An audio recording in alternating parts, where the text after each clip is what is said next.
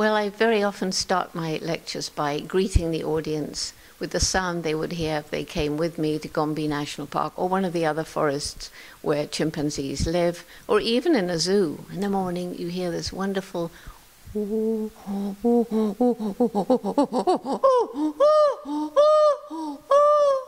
which is basically, hello, this is me, who's out there? And every single one has their own individual voice, so you know exactly who's calling, and that's how they maintain contact. This is CNN reporter Chris Morrow, behind the camera, speaking with Dr. Jane Goodall. How are you? I'm fine. And you greet people in chimpanzee. Why do you do that? Because we don't really consider sufficiently the importance of the animal kingdom and that we're part of it. So I like to bring the voices of animals into the space I'm in. Why is chimpanzee research important? Chimpanzees are more like us than any other living creature biologically and as far as behavior is concerned. And by learning more about them, we understand more about our evolutionary pathway. And we also learn to be a little humble and realize we are part of and not separated from the rest of the animal kingdom, that our ties with our primate cousins are really, really close. What do you think about chimpanzee rights, or do they have any?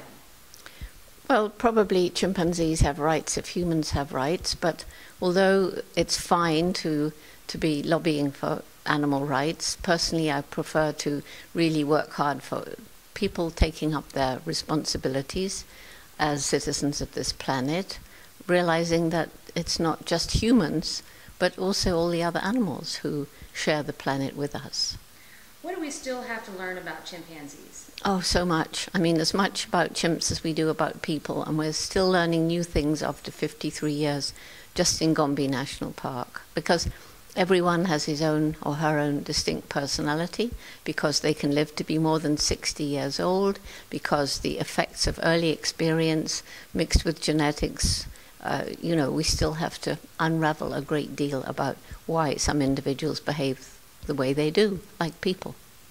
Do you fear that we'll lose chimpanzees and other primates due to extinction? We easily could if we didn't work very, very hard to prevent that happening, and that's why I'm traveling 300 days a year, working to protect chimpanzees and their forest homes, and by doing that, we protect the forest, which is the habitat of so many other amazing creatures, and the whole. What people are not understanding is the interconnectedness of all life on Earth. We lose the forests at our peril. And are zoos helping or hurting the cause? Some zoos are definitely helping. They are working very hard to show animals in as natural a way as possible, to educate the public, to involve the public. Young children can actually sense the beingness of an animal in a zoo if it's done right. But there are other zoos that should be closed, which do not respect the animals or the kind of habitat and conditions that they need. Do you want to talk about any of those? Chimpanzees and other animals with, fairly well-developed cognitive abilities, like elephants and bears and all the canines, the dogs and so forth, they suffer terribly from boredom. And so what's been wrong with so many zoos for so long is putting them either alone, very often alone, or just one or two together in bear cages with nothing to do. And of course it gets even worse when they're being used for medical research. But thank goodness the National Institutes of Health is now moving towards really, the first 110 of chimpanzees owned by the government have now gone off to permanent retirement, and others are expected to follow. You've dedicated your life to chimpanzees. Do you have any other interests? Hundreds.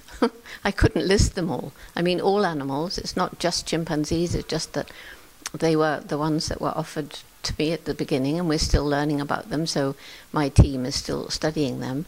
But I've spent time studying hyenas, mongooses, warthogs, and now working very, very hard to protect environments and also to educate and to help bring awareness to children around the world. And what are you saying to the children? every single day you live, you make a difference, and you have a choice as to what kind of difference you want to make. So our Roots and Shoots program is now in 131 countries. It has members from preschool all the way through university, even some adults like in prisons and among the senior citizens. And it's basically every group chooses 3 projects. They choose it themselves. One to help people, one to help animals, or I should say other animals, and one to help the environment we all share. So because they choose it, roll up their sleeves, get out and take action, that's what gives me the most hope for the future, because everywhere I go, yes, I learn about all the problems which seem to be only getting worse, but at the same time, all these young people with shining eyes wanting to tell Dr. Jane what they've done to make this a better world. Are they asking you the same questions from here to Nairobi to England, or are the questions different? Well, you know, obviously some children are more interested in a scientific thing or an artistic. Some children face much more serious problems than others, and they tend to ask questions relating to their particular experience. And how would you, what would you do to recommend for the parents to get their kids turned on to the environment? It's often the other way around these days, but still. Well, I think it's very important that parents encourage children to be outside and listen. I mean, my mother used to listen with great interest to everything I told her about what I'd learned about worms or snails, what I saw about birds. I hid in a hen house to see how an egg comes out of a hen when I was just 4 years old. And in fact, the whole family didn't know where I was. We were staying on a farm in the country, and they'd called the police. Yet when my mother saw me all with shining eyes, excited, covered in straw, she, instead of getting mad at me for going and making them all worried, she sat down to hear this wonderful story. And so just to encourage the child. And my mother wasn't specially, into animals. She liked them, but there was nothing special. But as I say, very often I meet parents who say, well, I recycle, I have to, the kids make me. Or, I buy organic food because my kids don't want to eat anything else. And last question, how do you want to be remembered? Well, I want to be remembered as somebody who understood the connectedness of life and embraced and respected not only chimpanzees but other animals, and not only animals but each other, and also as someone who helped people to understand that we really are part of the animal kingdom. Thank you for your time. Thank you.